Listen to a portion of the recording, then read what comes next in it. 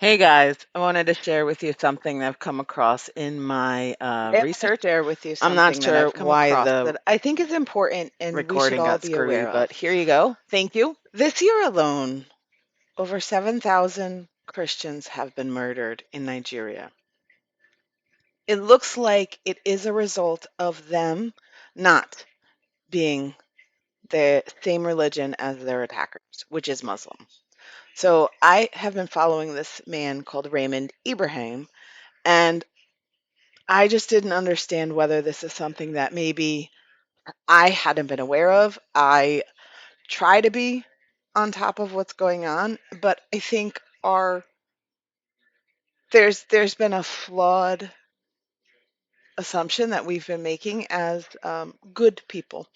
I think we assume that all people are good people, and I think we're right. I think predominantly people are good people, but there's some bad actors. And there's some folks that just want to take advantage of good people. They view your kindness as weakness. And that's not to say all are, it's just to say that this is happening and no one is talking about it. So, here we're just going to listen to a little bit of what Raymond is sharing with us. And then I wanted to share some of the other things that I have discovered in my research. Now, I'm going to call out that this is a month ago and I haven't seen much in the broad. Liberal and conservative. There we go with those words again. But before I do so, let me tell you how this all started, how I got to know this priest, and how this interview came about. About a month ago in August, I received an email from a Catholic charity group that was helping Christians in Nigeria. And it said, I have some very sad and distressing news, and I was hoping that you might be able to help. The news media is not covering this topic, and Catholics in Nigeria are not sure how to seek out help. Father Samuel Maria from Nigeria, a native and pastor of over 10,000 souls, has just informed me that the Muslims have been advancing for months and are very close to them, and things are getting very desperate. Their situation is becoming very dire, and he would like to do another interview with any US media that would like to hear an update specifically regarding how the Muslims are advancing and killing innocent souls. As you know very well, it is not politically correct today to speak out against the Muslims, and thus many news media do not want to hear or report what is going on. I essentially agreed to have an interview with Father Abba Samuel Maria's his name, and we set a date for sometime in September. About a week later, I received another email from that same person of that Catholic charity, and in it they quoted Father Abba Samuel Maria himself in an email he wrote to them. So he wrote on August 13th the following, quote, St. Paul's Parish, Ayatwar Rectory, which I sacrificed everything to build, was set ablaze by Fulani jihadists yesterday. The church windows, glasses were broken, and the people successfully sacked from their ancestral homes. Kudos to the Nigerian army for successfully disarming the people and making them vulnerable to their attackers. The cries of the people echo through the land as the Fulani invaders, equipped with logistic and high-level intelligence provided by the military personnel, attack.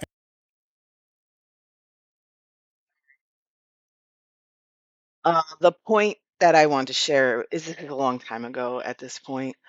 This is just, um, we're so wrapped up in what's going on that sometimes we're not seeing when others are coordinated in there. We're so quick to jump. So, what I observed is there was I started digging in because I wanted to understand whether this was the result of um, an area or whether it was something more widespread. And I've been digging in and kind of beating myself up a little bit because I thought I was aware of what religions were. And what I'm finding out is that I believed what I was told. So, see, this is another one, right? So Charlie Kirk was shot. I started digging in and I came across this. Because the Quran does not say go kill all these people. Actually, it does. No, it doesn't. Surah 9. Have you read it? Yes, ma'am. In fact, I have it in my back pocket if you'd like me to read it. It makes me wonder whether even the people that are following the religion are being led astray. because I had a feeling this might come up today. So I brought some verses from the Quran that actually do talk about this. Now I understand. Surah 9:29, fight those who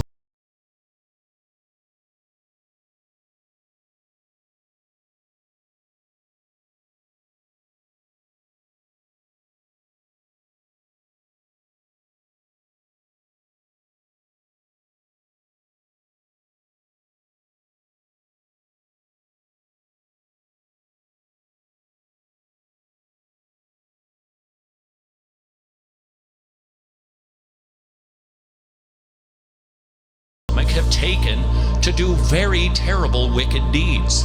Because Yeah, so that was one of my issues, is that there is evidence there in their holy book that this is good to do, and it has three phases, right? So first you come, and then you take control and multiply, and then once you have control of the local society, then you begin to root out anything that is not Muslim. So a lot of us are mistakenly thinking that, and what happens is you accept one thing, and then the next thing is logical.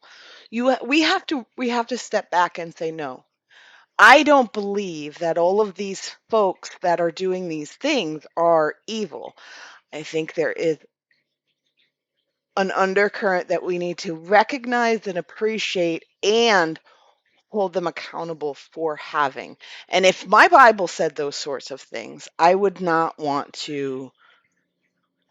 believe that it's a Bible that I want to follow.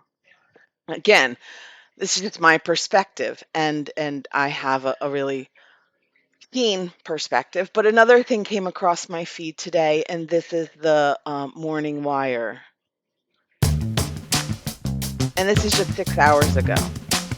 Persecution reaches a fever pitch in what's being called the Christian murder capital of the world. Where are media outlets claiming it's not happening, and how is the U.S. responding? You have a government that is not doing nearly enough to protect those Christians. This legislation is designed to change that. I'm Georgia Howe with Daily Wire Executive Editor John Bickley. It's Thursday, October 23rd, and this is Morning Wire.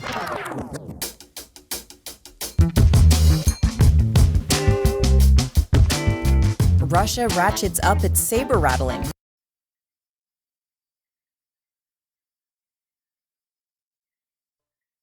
Did you know your retainers can cause fillings? My dentist showed me it's because I brush it. Earlier today at my checkup, my dentist.